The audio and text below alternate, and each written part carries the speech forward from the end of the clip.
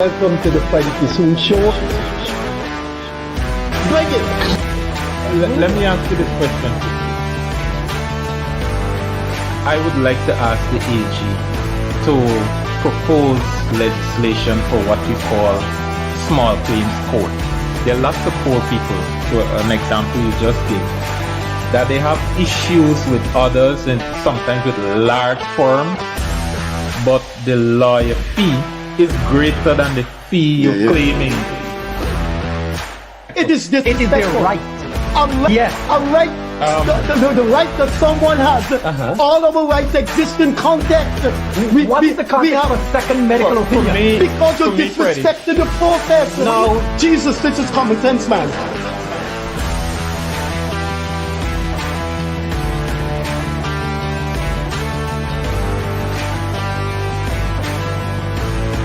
Any situation which you seem to do, you're just dealing with Afro-Guyanese issues.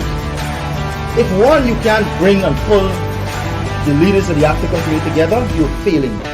And if two, you can't put forward a vision, a blueprint, and a plan for African Guyanese, you're failing as well.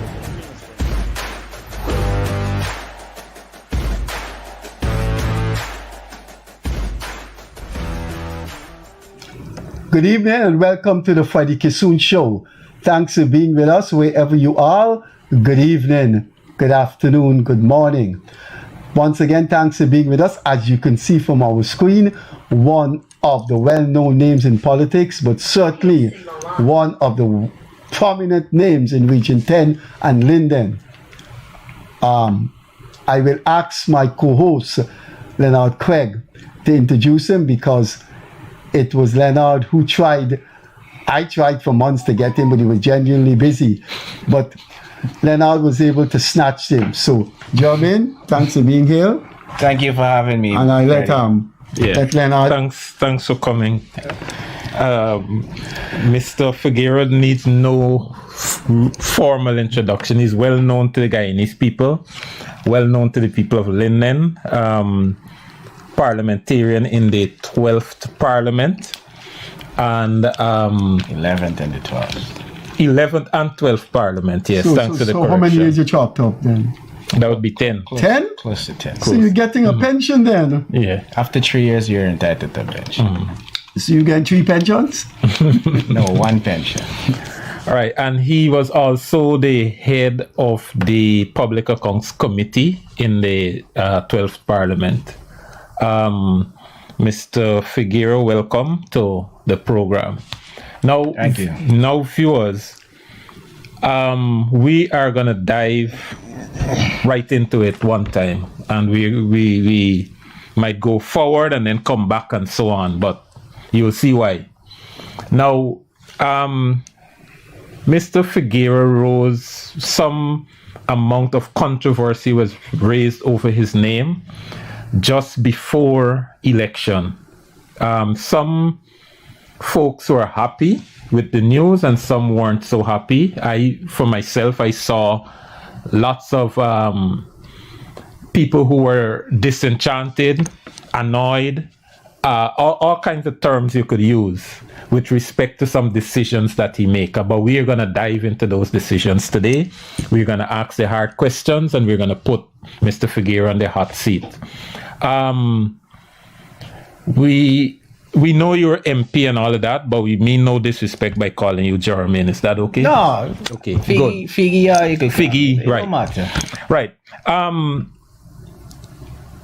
You grabbed national headlines when you decided to walk away from the PNC and endorse President Ali.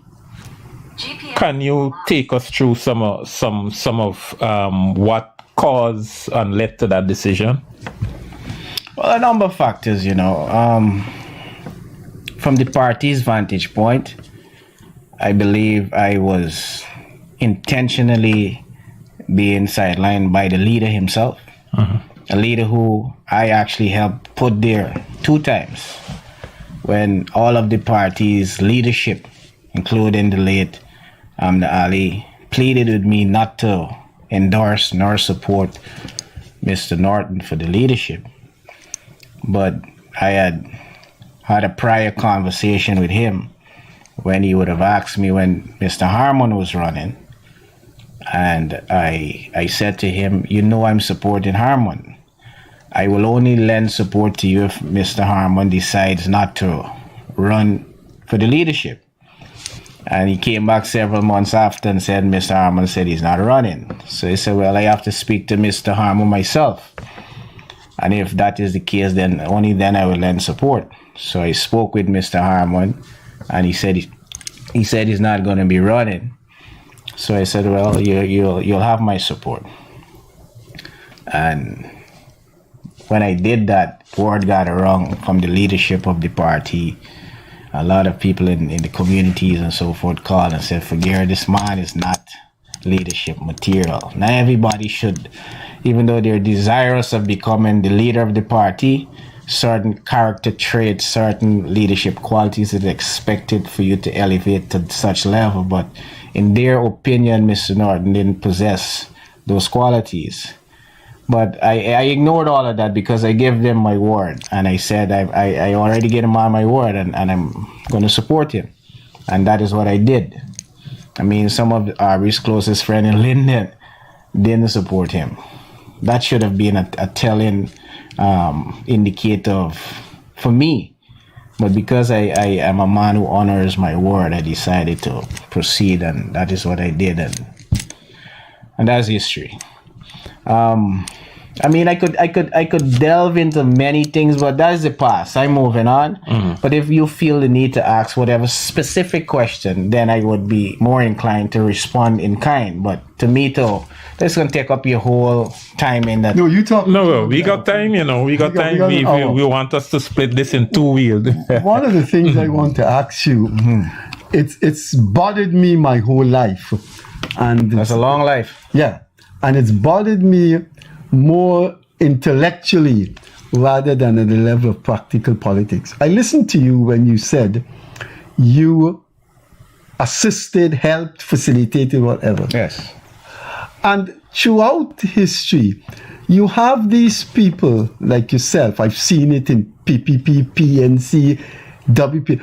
They're so crucial. They're so instrumental in the party's edifice, but somehow have been outmaneuvered.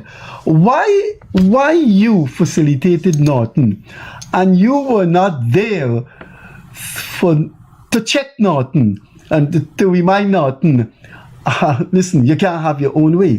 Why didn't you rein in Norton? Well, if you are indeed following the politics, and I know you are an avid reader, then you would have seen that I would have articulated very many views in the public space with regards to Mr. Norton. But as a man who's I've delved in the political arena as long as you would know certain matters of the party, especially the central executive level. Many seek not to disclose what have been discussed at that part of the structure of the institution. But anybody in the People's National Congress reform, and anyone who knows me, would know I've always been candid, I've always been bold and fearless in my views, including Mr. Norton. And many times he would have known what position I took with regards to some of the decisions that he would have been making. And that is why he and I had opposing positions. And that is why I was strategically sidelined intentionally by him. Because he knew of my influence, and he knew what were some of my positions with regards to the positions that he would have taken. And anyone who wants to be honest, you have many of my former colleagues come to this program, and they would tell you that Figueira is a very outspoken and candid individual. So, the question I want to ask you is, you had clearly, as you articulated, you had conflicts with the leader, with Norton. People are asking, why didn't you stay, challenge Norton, and fix the party rather than get up and run after what they believe you were being ungrateful because the party allowed you to serve for 10 years in Parliament? and let me give you an example. Norton and Hoyt had issues. Norton and Granger had issues. Norton stayed. Norton went through his, if you want to call it, sufferation or whatever in the party. He abided his time and then ran and became leader. What led you to choose a different path? Why, as people would say, get up and run? Well, I could probably redirect that same question to you. I know, but I'm asking you. So, Mr. Norton had issues with every leader of the People's National Congress. You forgot Mr. Corbyn too. Right. This is a different era. The politics in Guyana is changing. And we can see that because of the leadership, this cadre of, and a more so of new direction of the People's Progressive Party under the leadership of Ifran Ali and Bart Jagdeo. The party is changing. The environment, when Aubrey was with Hoyt and with Corbyn, has significantly evolved. You know, so and the younger generation of politicians don't subscribe to that type of blind loyalty per se.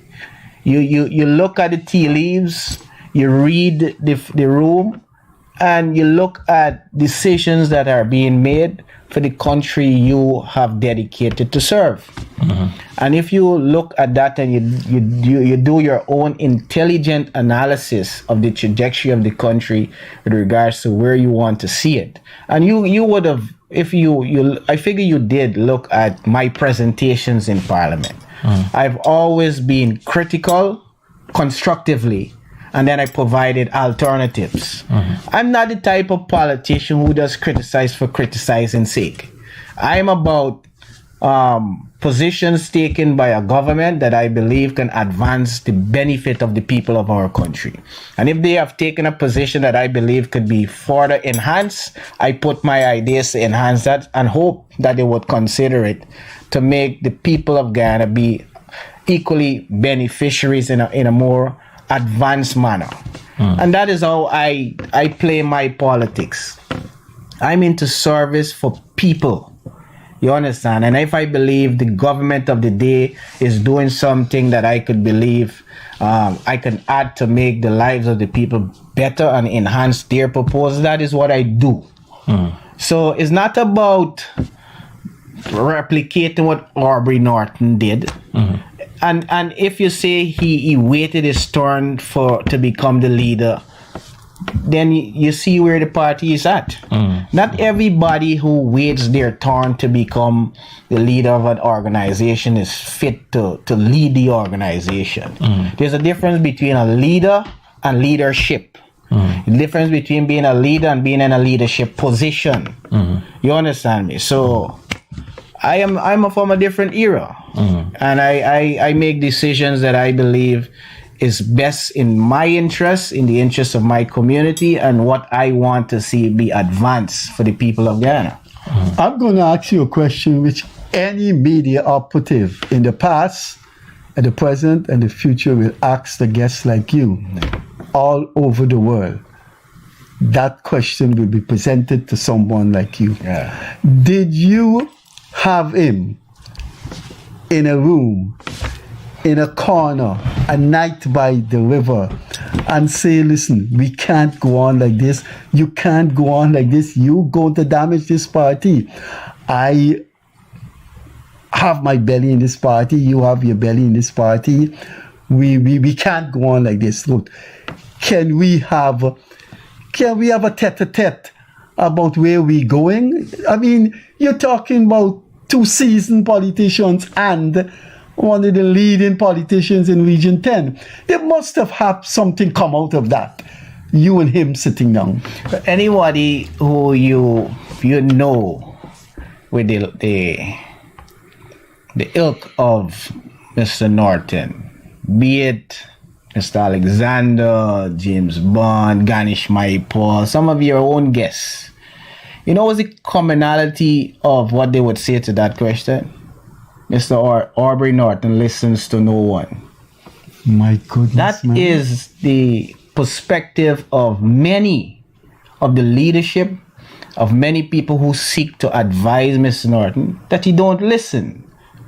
And I have said already in this conversation that I am a candid and straightforward person.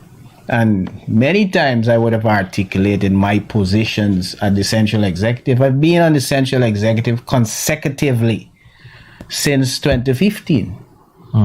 You understand? And the last Congress that I supported Mr. Norton, because he called me, despite all of the debacle that was going on in the public space between he and I, he called, and he said he called me for two reasons. He called me to ask me for his support and to let me know that he's going to be putting me on his list to become a Central Executive member. I said, okay. And I organized Linden, because even when Aubrey Norton comes to Linden, he can't get the amount of people in a room that I would organize for him to sit in. And including sitting councillors on the RDC, sitting councillors on the Main Town Council. When Aubrey comes to Linden, they ask me if I am going so that they would go. And he's the leader of the party. You understand me? So many efforts were put to have these conversations with Mr. Norton. But the fact of the matter is, Aubrey Norton listens to no one but himself. So, Norton's practice of politics included a decision not to shake the hands of the president, and probably I think that was extended to the vice president as well. But there are others who followed his lead on that, but you didn't. You didn't. When the president went to Linden, you extended the handshake to him and you were cordial. How do you explain that not following that lead of your party leader? Well, I follow intelligently. I'm not a blind follower of whoever. It doesn't matter who the person is or what position they hold. If what they are doing that I know consciously is wrong, I won't follow suit. I had the privilege of growing with both parents and grandparents. I understand basic courtesies. I understand you respect the office of the president.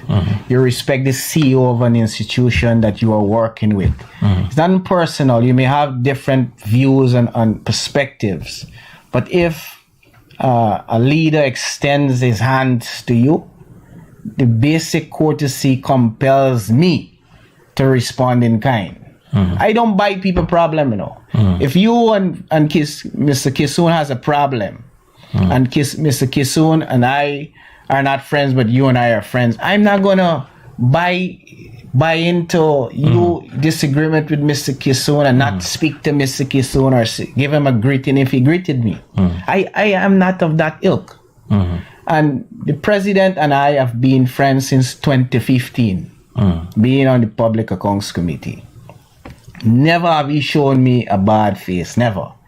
And I can say I find his character to be admirable, because if you check, there has been no member of parliament in the opposition who has written more letters than me to the press, and some of those were damning letters during the recount towards the president, and he has never, not even once, even at the recount, he called and we had a good conversation, and the next day a letter I had written before we had the conversation came out, and Miss Ali and I were talking at the center there, and he was under their tent, and he saw me and Miss Ali speaking, and he raised his hand. He said, "Forget what's going on, buddy," and he came over. He said, "Mommy, you had a good conversation yesterday. You go right to sleep this seat, man." And Miss Ali said, "Man, rest yourself. You know it's part." He laughed. He said, "Yeah, it's nothing personal," and that was it. But some people would have taken that very personal, and I learned from him, because when I decided to lend support to him, the barrage of visceral attack and negative and dirty, nasty comments towards me, I consciously decided not to read them. Because when I started to read them, some of the very people who were commenting negative towards me were people who I helped. And I am involved in charitable work. And I help a lot of people in my community and elsewhere. I never want my work to be hindered because we're all humans and humans react a certain way, especially when people are negative towards them. I consciously decided not to read those comments because I know I am doing this work and the very people who said what they said will come to me for help. And I don't want my feelings or emotion to what they would have said to me affect my ability and genuineness in wanting to help them with what I do. So I deliberately didn't do that. And I observed that even today, that some of the people who I see and I speak to them in kind, their facial reaction, then I recognize that probably this was one person who said something ill and they're shocked how I'm responding to them. You understand? Even people today who said ill things about me, I have been able to help them to become contractors and they became first-time millionaires. I have helped many of the people who have said so much ill things about me. And it's amazing how people can be so ungrateful, you know, but I understand human nature and I try to rise above that to be of service because all my life I have been in service to people and I don't want anything to disrupt that. The story went around all of Guyana, and please clarify it now. Yeah. That Nancy story. That handshake led to your removal as a shadow minister. You care to comment? I would think it had some part to play in that. You see, Aubrey called me. Referring to the Nancy story in the Sun newspaper, which made politician David Clark's former aide. Sorry about that. These iPhones. No problem. Turn on the volume. Yes. I believe it had some.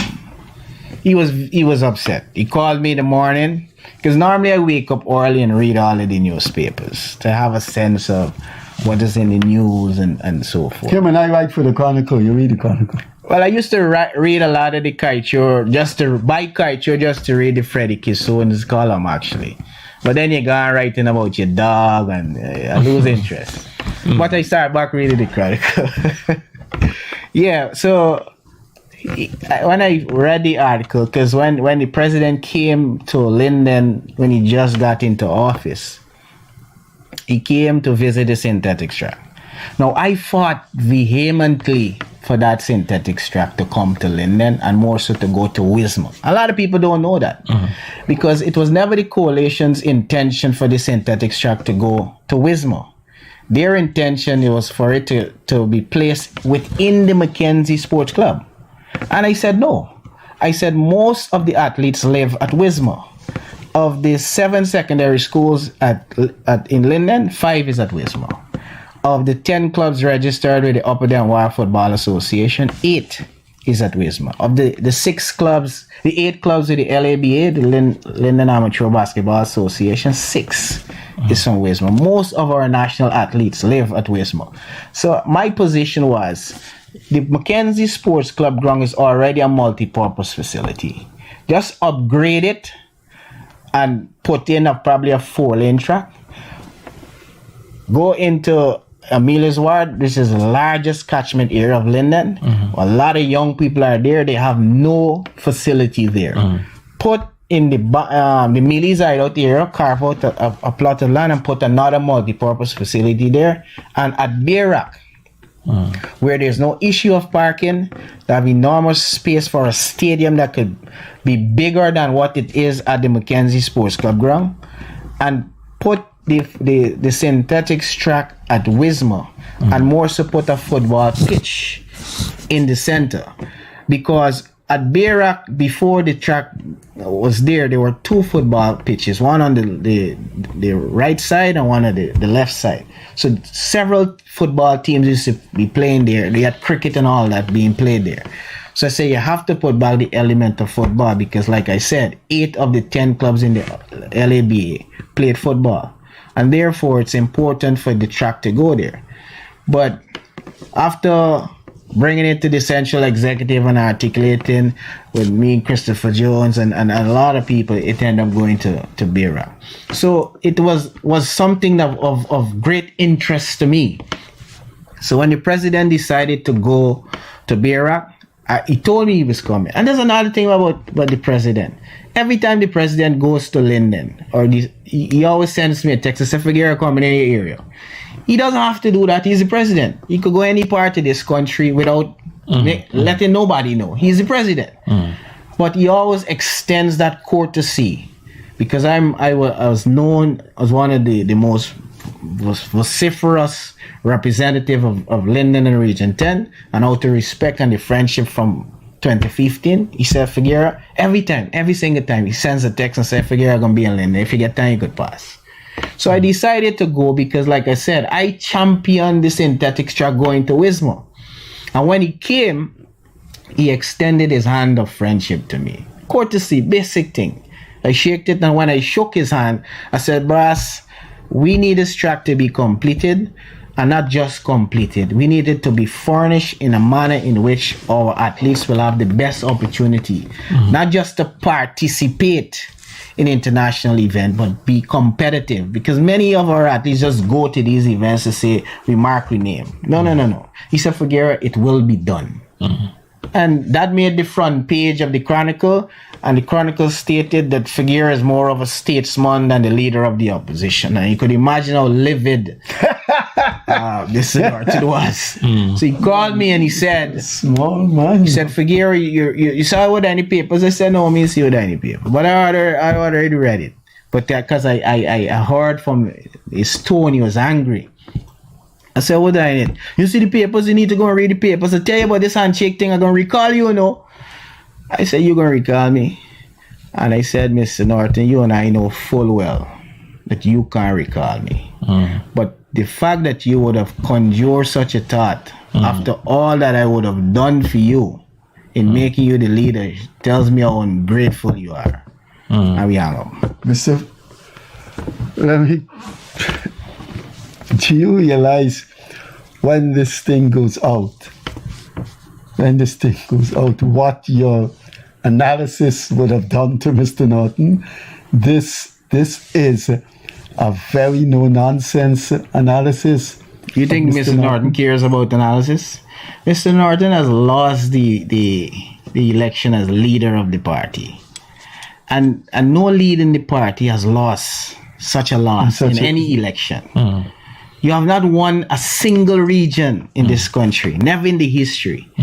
You have moved from 31 seats to 12 seats. And you still believe you have what it takes to bring the party together, so you want to remain as leader. You have an avalanche of prominent, young, bright leaders leaving your party. But to speak like that to someone who was instrumental in you becoming leader, someone who's 10 years in parliament, I can remove your shadow minister. No, man, he should go. Mr. Norton, what are you saying? Recall him entirely as parliamentarian. That's what he's saying. Yeah, Mr. Norton, after this interview, I think there should be greater calls within the PNC for him to go. No. The PNC will make their decision that is in the best interest of the party. So it doesn't matter who makes the call. The people are wise and brilliant. We have brilliant people in the PNC. And I think when that time comes, because as it is, he had been elected to be the leader, and that time for Congress is not as yet. But anyone would have assumed, as an intelligent man as Mr. Norton, and having done the analysis, you don't have to wait for Freddie Kissoon to do the political analysis of the outcome of the elections to make a decision. He himself, I am very conscious, is aware that he has failed beyond his own expectation and the expectation of any conscious PNC. Even the PPP is shocked. The PPP comrades are I for someone who have known the PNC leadership since I was 16, I was shocked and saddened. Of course. It's a part of Guyana, man. Yes, and he still has the audacity to believe he is suited to continue to lead the People's National Congress reform. What's so funny? The results. No, man, that is funny. The results in Linden. Yes. Did you expect that kind of devastation? Did you expect it at that level? No, most definitely not. Linden, the people rejected Mr. Norton, and a lot of people didn't vote. Strong, solid supporters of the People's National Congress reform didn't vote. The turnout was poor. I was the assistant campaign manager in 2020. And I'm telling you, Linden then would have never seen a turnout like that in 2020 election. Never. And we managed to move the votes from 16 to almost 20,000 votes.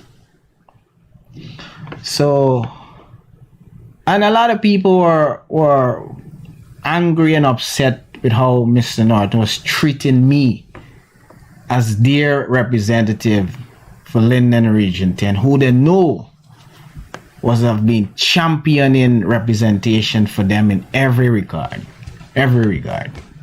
They know, besides the political contributions that I make, I did a lot of work helping people in the community consistently. Not wrong election time, like some were running to be leader of the party, they shape up with a hamper here and a thing there, and after that they disappear. I have been consistent in doing work to help the people of Linden, and they were upset and they were angry. Many turned to the PPP to lend support, and many turned to WIN to lend support, and a lot of them stayed at home. Seriously. If you are called back at the next Congress, if you called to lead the PNC, would you do it? No. I have moved on. Listen, the PNC don't need a German Figueira to lead them. They have many likes of Jermaine Figueira in the PNC. They have bright, articulate people who want to serve not just the party but the country in the PNC. Likewise in the PPP. The PPP don't need a Jermaine Figueira. No political party needs. So so that road is gone. That pathway is gone. You've moved on. I have moved on. I'm looking ahead. All right. Do you think Mr. Norton is going to have sufficient staying power to win the leader position in the next Congress? Is that in a free and fair way, in a transparent way? Well, I'm happy you put that element in it, because the election is not about staying power in the party's dynamics. It's about who controls the machinery. Yeah. Basil Williams once told me that 20 years ago. Well, I'm telling you today, it's he who controls the machinery of the Congress can win the election. But I think good sense would prevail. I'm very optimistic. I'm an optimistic guy, and I believe Mr. Norton's intelligence, because he's a very intelligent guy, and I believe he will do what is best for the party and step aside. You've made your contribution, move on. But you think he will do that? Well, I'm optimistic, and it would be remiss of me not to hold the view that the interests of the party should be paramount to him and step aside. Give some bright, young, vibrant person the opportunity to lead. Stepping aside doesn't mean that you have to go into Exile. abyss or exile. You could do what the state one does, lend guidance, like PJ Patterson, for example. You know, like Ramatar and these guys. These guys are still there. They're helping to mold new leaders, and this is what someone of Mr. Norton's intellect and political experience should do. You tried, you failed, move on. Let somebody else succeed. From your experiences, you could say, listen, I have erred in this way, you don't go there, this direction. Give leadership guidance. You know, do that. What do you think of the 12 selected, and how do you think that 12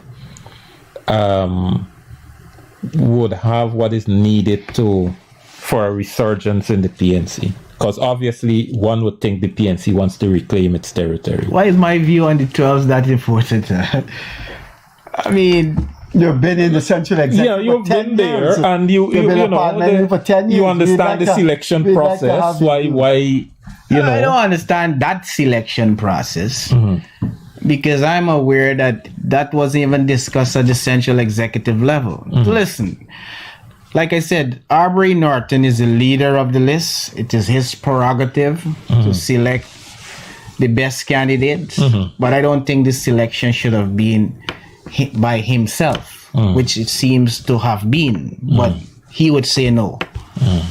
But the fact that the central executive of the People's National Congress didn't play an integral and a pivotal role in this selection process, then I believe it's a grave injustice to the Central Executive Committee, and I think more thoughts should have been put in that regard with respect to the selection of the MPs. I am very disappointed that the chairman of the party, Mr. Sherwin Holder, was not selected. I'm disappointed that Christopher Jones wasn't selected. I'm disappointed that Annette has her ways, but Annette is a hard worker. I think she has experience, and I believe she could have added to the representation to making the opposition a little formidable. Some who are there, I don't think that they should have been. That's my personal view, is my opinion. But my disappointment lies in the fact that Sherwin is a bright young man. He might even reach 40 yet. So to deny a young, that age, brilliant guy like Sherwin, you're killing youth. Yeah, because you want to, in order to the organization to grow, you have to attract bright young people.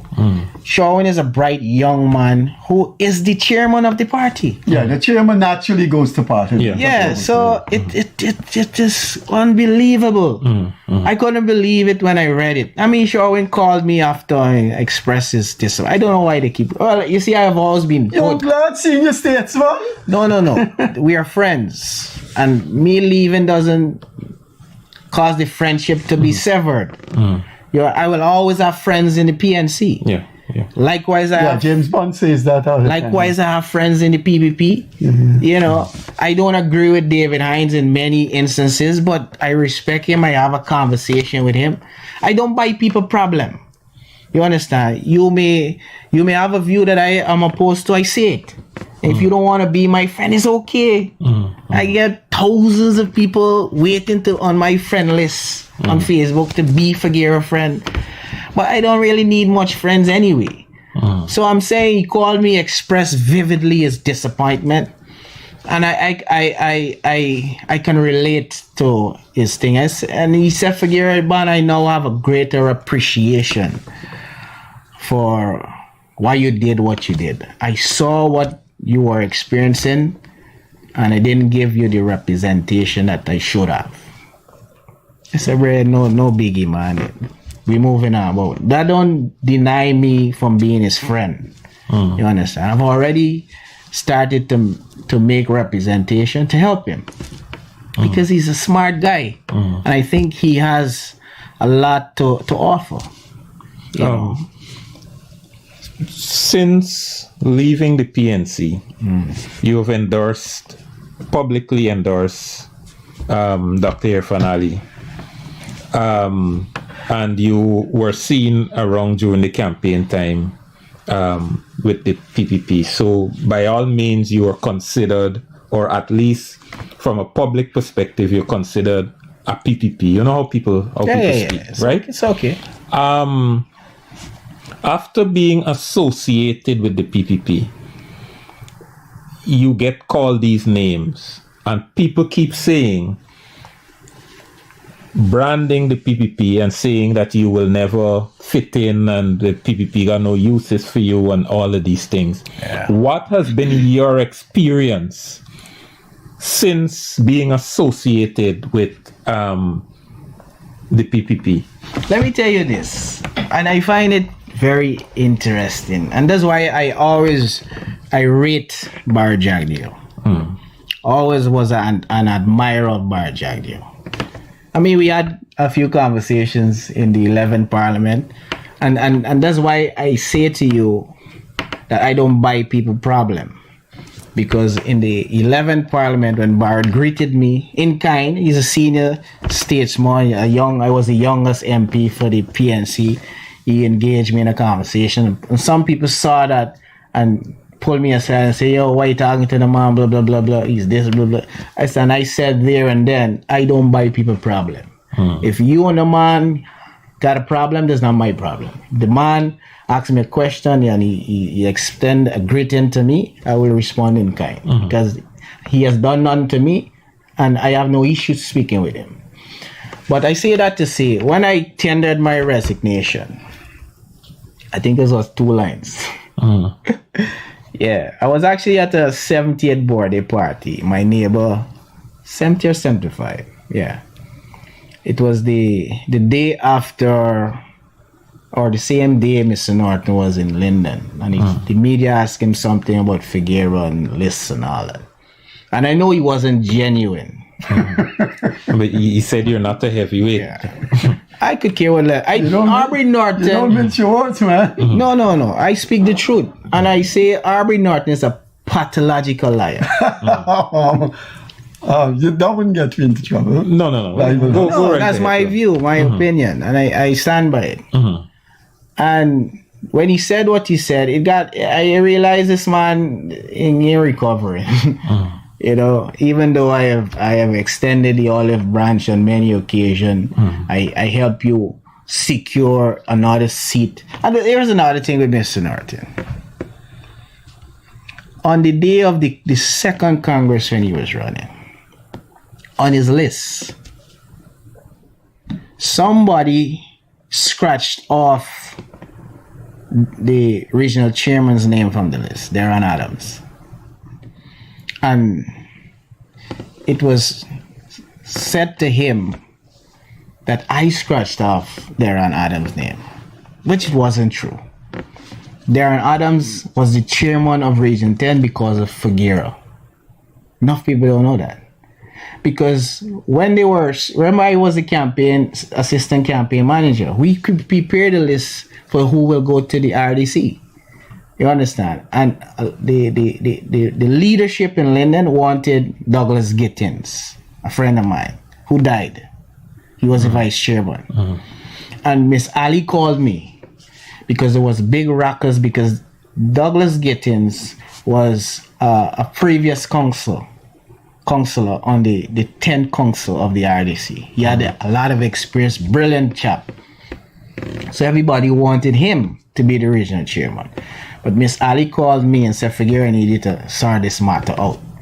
The party wants Darren Adams to be the regional chairman and Douglas Gittins to be the vice chairman. Because there was a tussle with the APNU and AFC wanting to have the vice chairman's position. But the party's position is Darren Adams and Douglas Gittins. 1-2. So I called both of them to my office and I said, listen, this is the position of the party. But Douglas and I are friends in primary school. So I said, Dougie, I understand your position. This is the party's position. Respect the process, bro. He said, Figgy, we good. And I told Darren, he has to give Douglas Gittins all of the support. Because the history in Region 10 with Vice Chairman, everybody sees them as, and nothing really. But they're always very supportive of that with Dougie. Unfortunately, Dougie passed, and that was it. But they said I was responsible for scratching Douglas there on Adam's name off the list, and it was nothing of the sort. But it was going wrong. It got to him, and someone said to me that Aubrey instructed that my name be struck off and another name be placed on it, placed next to mine, and reinstate Douglas Gittins, Adam's name. And it got to me. Several persons came and they told me. So I called him. And I said, "Ma, Aubrey, this is what I was made aware." I said, "Man, this is how you make decisions as a leader." I said, "They're right in the compound. If someone came and said this to you, you didn't see it prudent to call me and say, Figgy, come to my office and we discuss what I heard. You just scratch me name off the list." I said, "Man, don't worry about as a leader, I could co-op you as a..." I said, "No, you don't have to do it. It's okay." And we ended the conversation. But I got so much votes, I still got on the central exec. You understand? So, but when it got out, it's the things viral all over the place.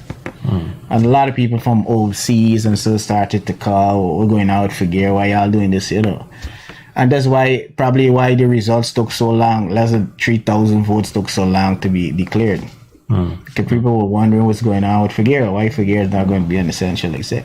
So I had my experience with Aubrey being dishonest. So when he said that to the media, I said, hogwash. It makes sense.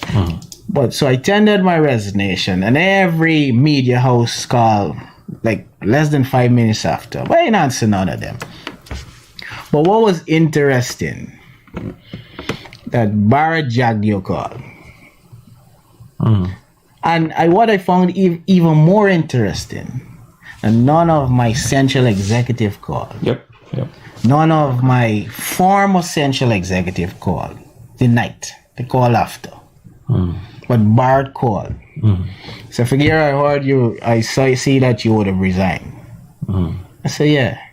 He said, listen, you're young, you're bright, you have a contribution to make to this country. Me tell you, come and join the party. You don't have to join the People Progressive Party. But if you want to continue to serve your country, there's a place for you over here. I said, okay, let me think about it. And that was it. And secondly, I recalled when there were about six councillors resigned from the PPP under David Granger's tenure. And Barrett called all of them. And all of them rescinded their resignation. Not only called, leadership. I think he went down. I think it was in Berbice, right? I think Barrett went down to Berbice, and I noted that since then, and I respected that in a leader. Respect that in a leader. This may be a sensitive question, so if you're uncomfortable with it, let's move on. If you facilitated. You like this if thing, man. Life is about if. If is a central part of life. If you're asked to facilitate it in local government election next year, would you serve as Mayor Linden? Would you accept? No, I wouldn't. Listen, I don't have to get a position or no brethren. The position don't make the individual. We had 31 MPs in the last parliament. Figueira is one of the most known of the 31. Is it was the position, or was it because of the individual who held the position? Because you can't name the 31 MPs. The other 30. But if you are to start naming, Figueira name would have been come in the first 5, yes. So I don't need to be no mayor. I don't need to be anything. I believe as a member of parliament, when I served to the best of my ability. I believe I brought the representation the community needed. And I will continue to do that. Advocate for Linden and Region 10 to prosper and the people to have equal opportunities to become prosperous as well. I want the infrastructural development to come. And I believe I have grown to beyond mayoral position. I'm a national figure. To step down and become a mayor. I don't have to be a mayor to help nobody. I get things done in Linden faster than the present mayor for Linden. When they had the freak storm and all the zinc sheets blow off, I called the Prime Minister and got all of the roofs with Bishop Edgel, Minister Edgel, fixed. When that flooding, I called the bishop, called the PM, the whole team came in. The mayor didn't do that. Figueira did that and helped to bring relief to the people.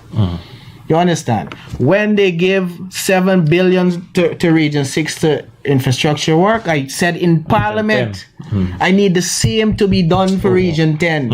And in less than a month, $6 billion in contract came. I'm not saying I'm responsible for that, but I'm saying I made a representation. When I articulated for Lindeners to be given contracts to do the development in the communities in which they live rather than outside contractors coming in, that was done. So we have a lot of people in my community who are first-time contractors, and because they garner contracts, they are now first-time millionaires.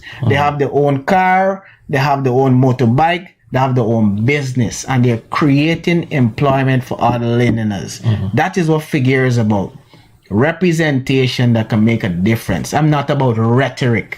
I'm about action. You, Mr. Shama Solomon, was ever hostile to you? No. After you've left the PNC? Never. Shama Solomon and I are not friends, but we mutually respect each other. So he has his way, I have my way, and that's it. If we in the same space, we greet each other, and that's it. Well, we're not friends. You understand? He has his friends, I have my friends, and that's it. You still live in Linden? Yes. All right. Y'all look like y'all ready for me, man. Your Y'all have plans for me, man. your plans for you? Y'all have plans. your future in politics.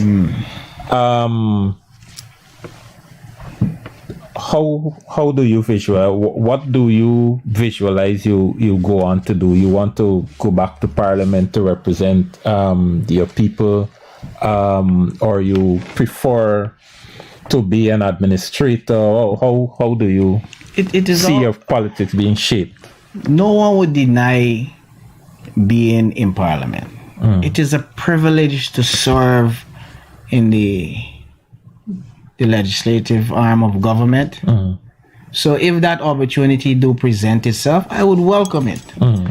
But like I said, it doesn't deter me from, because politics is about representing people's interests. You don't have to hold a MP seat, but what the MP seat does, it gives you a platform. You understand? It gives you that badge to really make the representation on a different platform and vantage point altogether. You have to influence laws that I mean, I could be in a community making representation and seeing things that can impact and change people's lives, but in having a platform in the house, what you have experienced on the ground, you could help craft legislation to make it happen for real. So you could be an advocate and talking. It is not profound as actually being in a seat where you could influence the law that could greatly impact people's lives. There is a comment that where we used to hear it about economic apartheidism and all of that. But there's the comment that, well, we only recently got oil, and I'm talking about since oil revenue has come in, that the PPP has underdeveloped Linden. Do you share that view, or do you believe that Linden, comparably with most of the country, is lockstep from this administration? From what you would have seen in Linden. You who said that? I have never read that. It's around all the time. You hear that people, it was on the campaign trail all along that the PPP has done things to underdevelop Linden. Listen, I'm from Linden. Mm-hmm. Most of my political consciousness was birthed while Bar Jagdeo was in government. My political consciousness. He was the president since 1999. I was still in probably Farm 1 or 2 at the time. So you become politically conscious, but he was the leader. And growing up in Linden, the PPP has done some infrastructural work that add to the aesthetics of the community and the services of the community. The Mackenzie Hospital, for example. Most of Amelia's Ward, which is deemed the largest housing scheme in the Caribbean. Yes, it was formed and under Burnham government, but it is under the leadership of Bar Jagdeo. It moved from here to here. So you can't say Burnham built Amelia's Ward with excluding Bar Jagdeo in the equation, because he has built more of Amelia's Ward. You understand? I live in Wizrock. Wizrock is a housing scheme that was birthed under the Burnham era, self-help homes. My grandfather house was a self-help house that I grew up in. But most of Wizrock, it was here, it is now here, and it is going there. And most of that was under Bar Jagdeo's leadership. I have a house lot in Amelia's in Wizrock. Sheikh Bash was the Minister of Housing. We, my parents, neighbors, and them went to Phase 1B Wizrock, that was jungle, and chop out all of the bushes and everything. Hire a surveyor themselves as a community. They went to Phase 1B and lotted out the entire area and see where roads and all that was going. And then they invited Sheikh Bash. And all Sheikh Bash did was move it like this. Small in the house lot so that more people can get. But the entire Phase 1B, and now there's Phase 2 of Wizrock under the People's Progressive Party Civic. Burnham Drive, I remember walking and riding on Burnham Drive, was decorated with potholes. It is under the People's Progressive Party Civic. Burnham Drive was rehabilitated. Almost all of the roads in the last government, not this present, this new government, under Ali's government, The first term. and compliments to the Bishop Regil. He's a hard worker. He could take good criticism and licks too, but he's a hard worker. A lot of the communities in Linden that I grew up walking, where there were sand road and sand alleys, are now paved roads, concrete roads that Linden has built. Some of them falter in the roads that they were given a contract to build.